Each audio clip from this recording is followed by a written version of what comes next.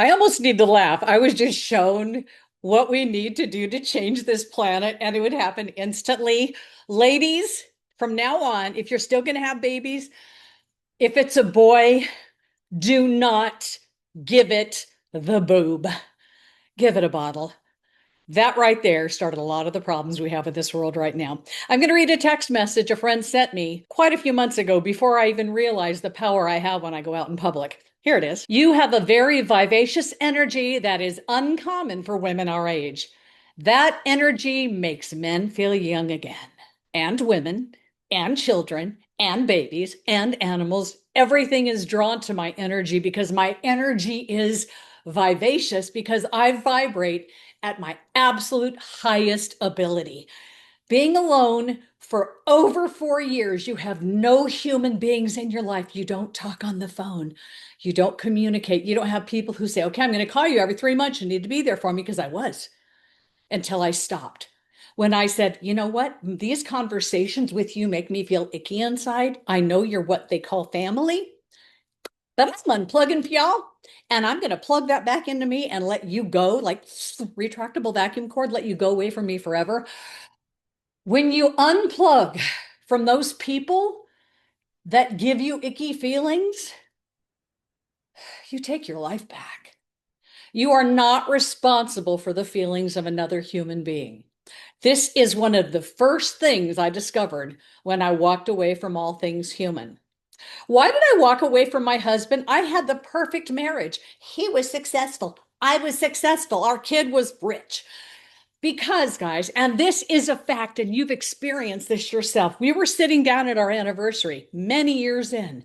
I finally figured it out, who I was and what I was all about. So I wrote him a letter to read. We had our steak dinner, we had a bottle of wine, and then I handed him the letter. And I was like, yes, thank you, universe, for giving me this information so I can finally share with the one who said he'd always be there for me. And I can let this part of me unfold. He read the letter and he looked at me and said, oh, no way. Oh, no, no. Oh, no, you didn't. So that part of me, folks, was never allowed to come out and play. He would say, come on, let's go have sex. And I want you to be aroused, but don't you dare be who you are. This is the world you live in, people.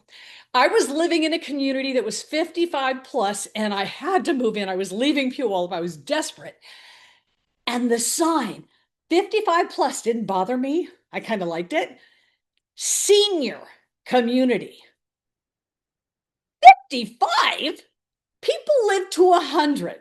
Do the math. I'm not kidding. Do the math on this stuff that I talk to you about.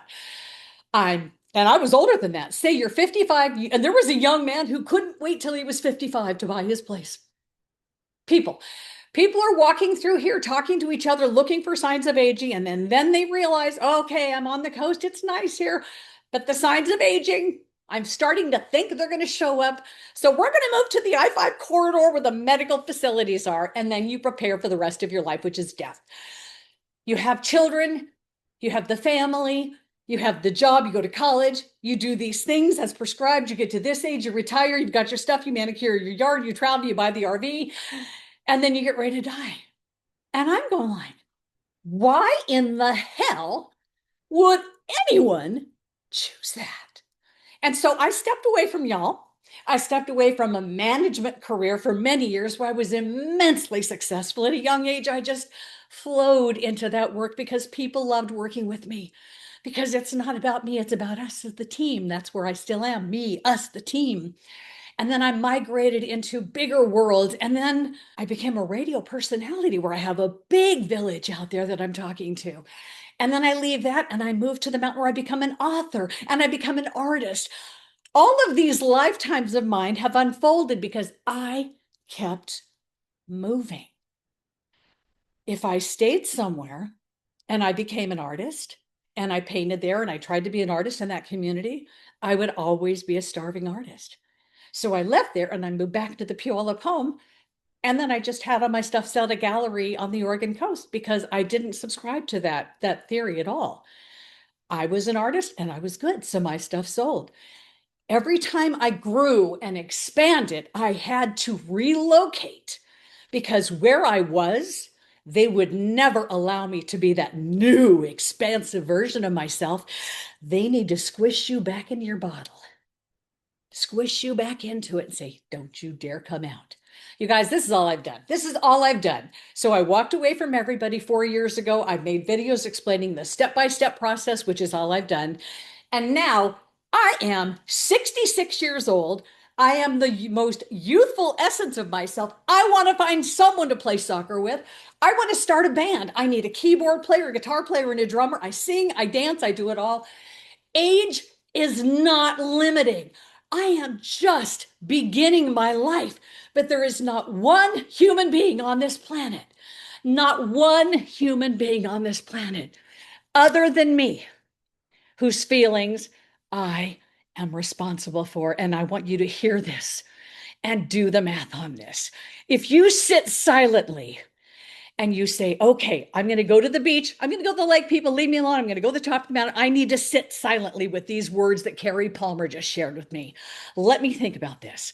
Sit at the lake, close your eyes, hear the water, and visualize your life. Visualize all of the players, mom, dad, sisters, cousins, neighbors, employers, the church, the priest, the God, all of the people in your world, and how each one of them makes you feel.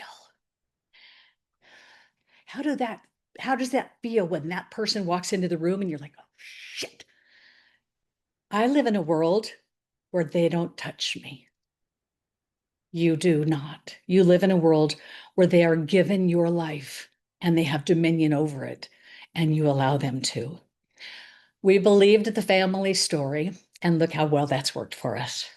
Those people who are so proud saying they've been married forever, they are missing out on so much and they know it, but they're looking for different records. They're looking for records of we could do this. We'll get through this and we'll show the people we can. There's a few of you, and I know you know who you are. I've talked to some people in Puyallup, some men, some married men, and they are married to women who they're going to be married to for life, and they don't want it. They don't want it, but they don't want to be the one who breaks everything and says, oh, you're the reason this family is going to make it because everybody else made it in the families before us. You guys, you're not beholden to anyone. If you step away from everyone and you realize the only feelings you're responsible for are yours, and if you took that upon yourself and you took all the people in your world, like, okay, all of you stand around me, effective immediately. I will do me. You do you. You do you. Okay. If you're not happy, don't come to me and tell me about it. Go find what makes you happy. Step out of your reality and go find what makes you feel good and say, okay, let's all go and we'll reconvene. When you go and you no longer are telling somebody that they are responsible for your happiness, for your well-being, don't leave or I'm abandoned. The ex-wives of Alden, they're abandoned. It's like, no, I met Alden when he was dying. He was a dead man walking, and I got to know the pure version of him. You were mad at him because he left you in the agreement that he'd be there forever, but you were with him 30 years, Betsy. What the hell? And now he's a bad guy? No, he knew he had to go follow his path because he had to find me in order for me to write this story for the rest of you to realize 66 is 16. I can go, if I had a place, I would be doing cartwheels right in front of you right now because I can. I remember my 50th birthday. I went with people, I had friends at that time, Roslyn, Washington, where they filmed Northern Exposure, The Brick. We were in that building. I was there with my young friends. We were dancing, drinking, partying like rock stars. And then another group came in. This was so telling. It was a group of ladies with really tight curly hair, old bodies, to celebrate her 50th birthday. How do you want to look at 66? Do you want to be her or do you want to be me? I know for a fact that many people are not going to be able to swallow this pill, so they're going to die off, and I'm going to still be here, remaining youthful, so I can share this story so the young people can start thinking, wait, this family group that is telling me who I am, I'm leaving them, and I'm going to follow this Carrie chick, but she's clearly onto something. Guess what, guys? I don't take any medication. I can't gain weight because I don't subscribe to your beliefs that you need all this food. I would never take gelatin and all that crap. And this stuff goes around, by the way. This stuff all came around before it was on the internet. All this gelatin, all this stuff about it makes you lose all that belly fat. You know what else makes you lose belly fat? Stop eating. You don't need the food. You're just so stressed out because life sucks so bad because your reality is built on being together. And when you stop that, when you trust that you're enough, and I know women, I know this was beaten out of us, but you are so much stronger than you believe. And I'm going to end with this story that I just shared with my friend, the one who reached out to me yesterday, the one who stimulated this video. My life is perfection.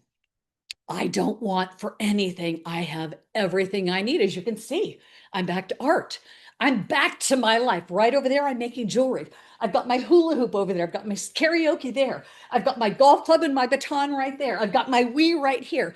I've got all of my toys in my little house for me to enjoy my life. This isn't a nice custom home with fancy furniture. No, I have toys so I can live here and play. I've got games over there. I play games by myself because you can. You can spin the board and you don't remember who you were over there.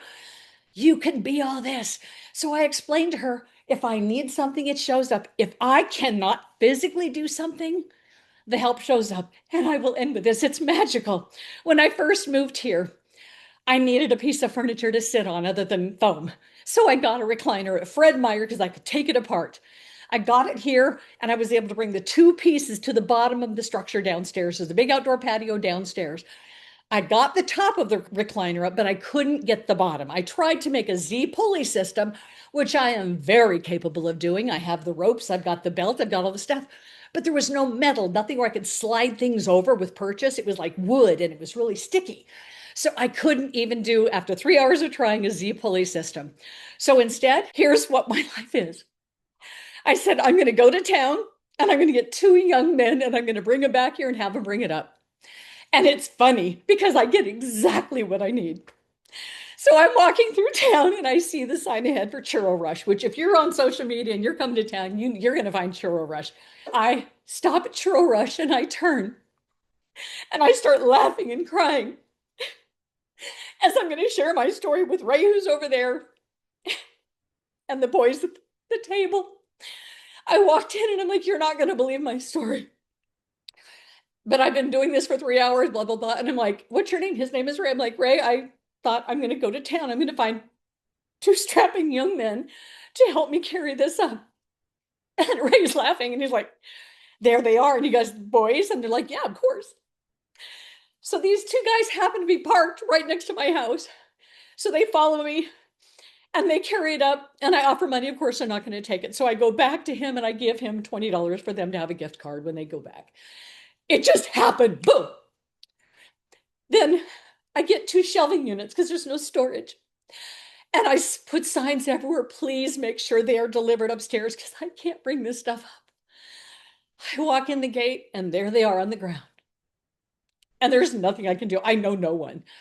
So the same thing. I just give up and I get in my car and I'm going to go get food.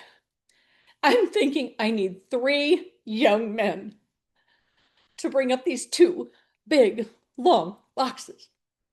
As I drive out of my driveway, I see 4 young men walk into the building across the street. I drive, I get lunch, and as I'm driving back, it's just magical. It's like I cry out of happiness because this is the way life works when you don't try. I just get what I need. As I'm driving back, 3 of the 4 boys walk out of this building.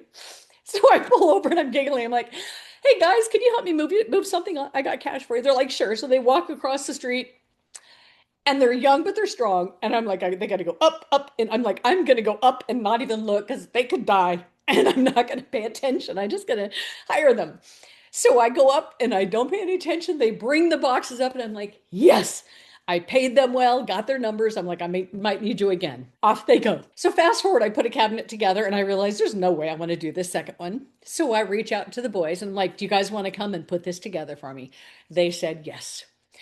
They came here and we had some amazing conversations. One of them lost their mother, and I understand a lot more about what they need now. These boys showed up immediately when I needed them, instantly. And now we are connected, and I'm trying to teach them ways to become entrepreneurial, to make money on their own without needing me to show them how. And they're going to do fine. But anything I need is provided. My friend is worried about me being alone. And I'm trying to explain to somebody when you know the truth about everything and you know that nothing can hurt you and you know that you can eat anything and can't harm you and you really shouldn't eat everything you do and that people actually can't own you and you really should not be with another person. You should actually be on your own in your own space. You can become who you are. We've been taught because of what the men did thousands upon thousands of years ago. That's the premise of the book, and we've got that. I'm not going to go there. That we know now we are never supposed to get married. We're never to take the name of a man. Men stripped us of our identity, and they put men in churches to create this reality that y'all are living in. But I am proof that you don't need it. When I go out now that I'm out in public, now that I came to this town where the book was finished, the bridge was finished, because I got to experience how I am at this level now where I am the strongest, most powerful version of a human being that I can be. Nobody can affect me. I have no fear. Nothing can scare me. I take no pills. I am spirit living in a skin bag, showing the way to life that is magical, abundant, and free. No money, no emotions. Nobody's beholden to you, and you're not beholden to anyone. You've got to stop this madness, guys. You are not responsible for other people, and for the love of God, any baby that came out of you, you were just the ride. You are not to spread your knowledge because you are clueless. Everything you've been taught is wrong. Everything everyone has been taught is wrong. Stop sickness, stop the old routine of childhood, find the partner, keep looking all the way through all the education. Partner found, got one, married, baby. Doing no, don't do any of that. None of that is what we want to do. I had a baby.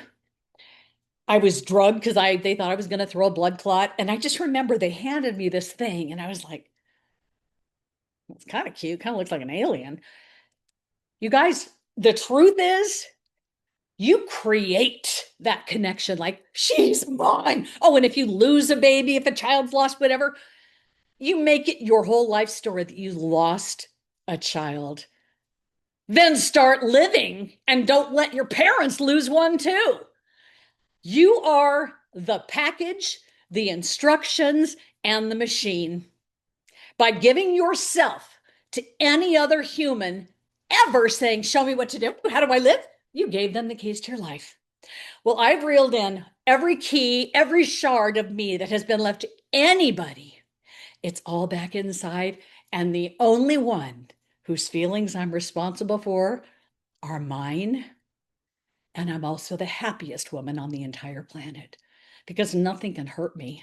I would never give you that power. I own my life. I will have many men. Oh, trust me, I have my pick of the litter. I just don't need them. I will have it when the time is right, and the man is right, and the moment is right.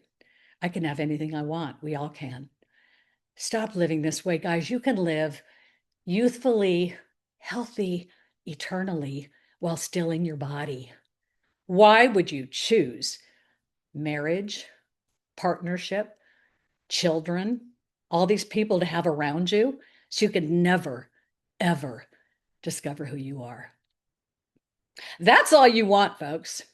And I don't care, frankly, because I get to live as long as I want and I can have as much joy and fun as I want. That's up to me. I know you do you, nobody else. Take the remote controls out of their hand. You do you. Drive your bus. Let him do him. Let her do her. Let him do him. Let the dog do dog. Feed them. That's it. Let everybody be who they are. Look for your instruction manual and start following your path. I dare you to, because then you're going to want to find me and say, oh my God, Carrie, why, why, why did I wait so long? Why? You're welcome.